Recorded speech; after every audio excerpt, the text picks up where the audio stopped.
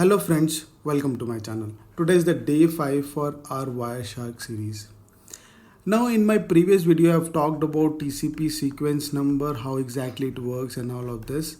Now we will try to strengthen our base and we'll try to understand each of those terms which basically comes in day-to-day things, and we'll not be able to correlate where exactly it is needed, right? So in this particular video, I'm going to cover what is MTU and what is MSS, why it is needed, what is the importance of this.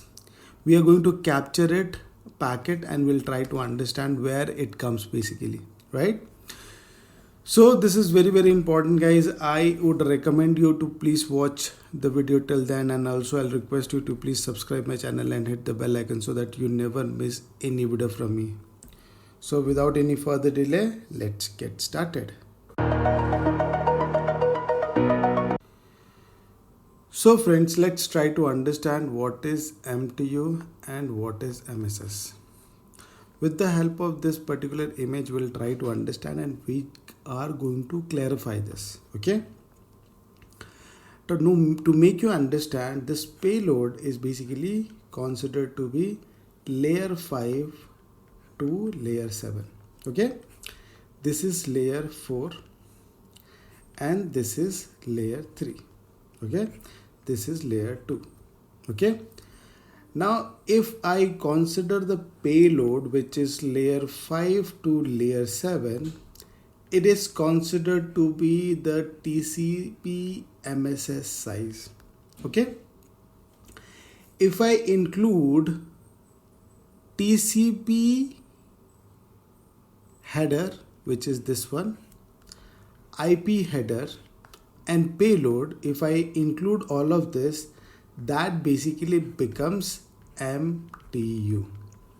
In a very simple word, MSS represents your payload, okay, and MTU represents your payload plus TCP header plus your IP header, right? So if you include 3, you'll get MTU, and if I just wanted to calculate the MSS, which is your payload, okay? Now we are going to understand in what cases MTU and MSS will be very much beneficial, okay? So friends, as we have understood about MTU and MSS, the concept behind MTU and MSS. So with this particular image, we'll try to understand about MTU first, okay? So in MTU, this is basically maximum transmission unit, right? So it is basically 1500 byte by default. It is been configured with all the interfaces. I'm not talking about jumbo frames or something like that. Right now, I'm not talking about that, okay? So mostly those will be 1500 bytes, okay? That is the MTU I'm talking about, not MSS, okay? Not MSS, only MTU. So MTU by default, it will be 1500, okay? Now, and this will be configured on all the interface. So let's say if I talk about this PC, it will be in a card for this interface. So basically it will be configured on the interface level, like what is the MTU size that I am going to, I can modify this particular value as well, okay? But by default it is 1500 bytes. So let's say in this particular network it is 1500, right?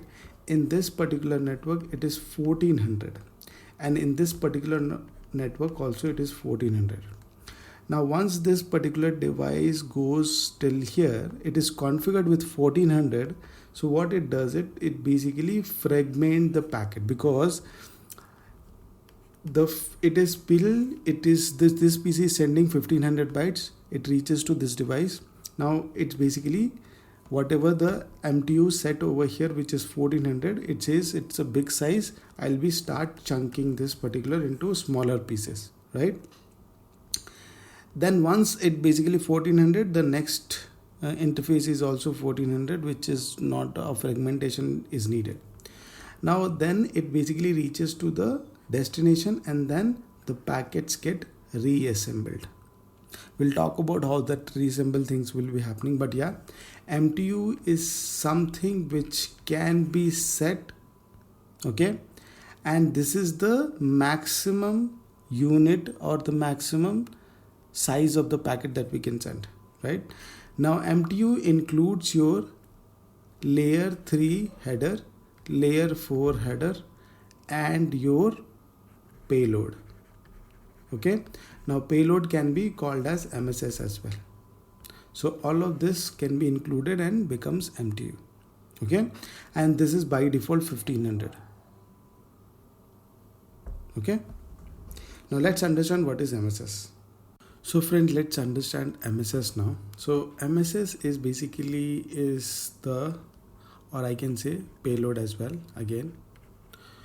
So in TCP, this MTU will be configured at the level of IP header, but MSS will be configured at level of TCP, right? Now why it is TCP? Because TCP, on a TCP header, the payload will be there. Okay, so in TCP we can basically adjust the value of MSS, and we can basically say that. Now when the TCP handshake happens, this also gets negotiated as well, the MSS value, right?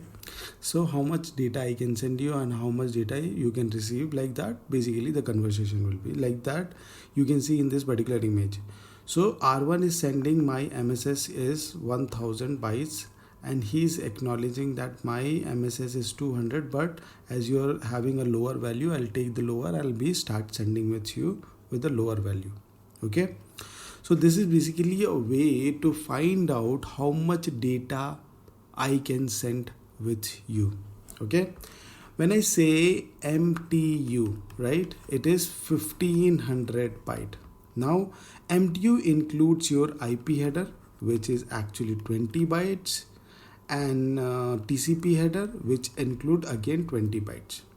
So if I add this, it becomes 40 bytes. So in 1500, if I subtract 40, it will come 1460. This is the MSS by default you will be finding most of the places, right? So MTU is 1460, which is the payload of that particular traffic in one go.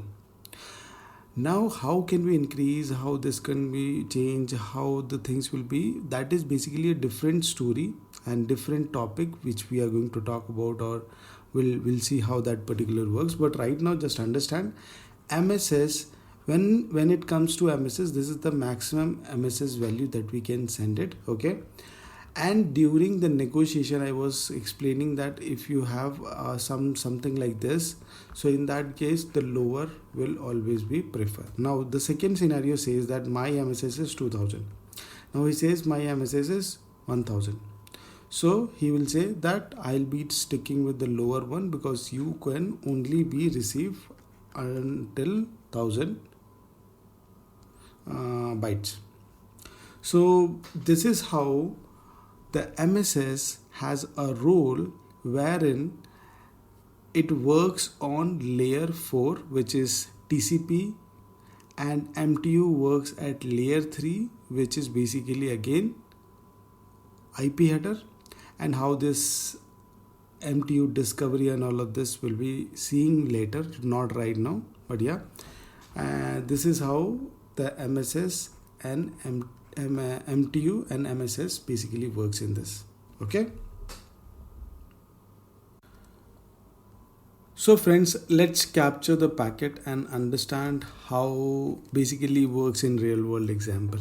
Okay, so I have basically taken a capture in my Wireshark, a simple TCP handshake. Okay, so this is the source, this is destination, and if we try to go here, okay, and if you go here, the MSS will be in options. Okay, so if you see here, the MSS is 1460, which is sent by source to destination basically. Okay, Now there are two conditions, either the destination or on in the path. If any device changes this MSS value, the MSS value will change on our response, right? So I'll just go to the other traffic and we'll try to see that. If you see here, it is 1440. So somebody on the path has changed this particular value, and that is the reason the destination is response to it. So what exactly happens is like this. So this is my source machine. It is going through some routers, some L3 device, some firewall, something like that. It reaches to destination. Now this is 1460. This is 1460, let's say, and this is 1440. Okay, this is also 1440. Okay, now as it travels around or it goes through this particularly, it changes the value or fragmented the value to this, because the setting was basically from 1460 to 1440, and the destination device also thought that the source device has this particular value, so his responses with that particular value here. And regarding the MTU, okay, we'll not be able to see in Wireshark captures mostly. I have another way to find the MTU value, but basically it will not be visible. We can just assume it, okay? We'll not be able to see the exact value, okay? But yeah, MTU basically configured on interface on NIC cards, okay? So we'll not be able to see that information inside the Wireshark.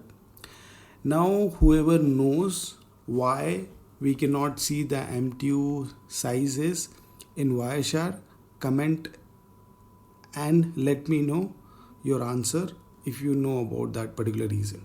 Okay, otherwise I'll be basically giving you answer about it. Okay, so yeah, this is what I need to cover in this particular video. If this video has provided any information which basically increase or enhance your knowledge, I would request you to please subscribe my channel, and these kind of videos I'll be creating it and I'll be sharing with you guys. So if you have not subscribed it till now, I would request you to subscribe and hit the bell icon so that you never miss any video from me. Okay guys, thank you so much for watching till the end, and I'll see you in the next.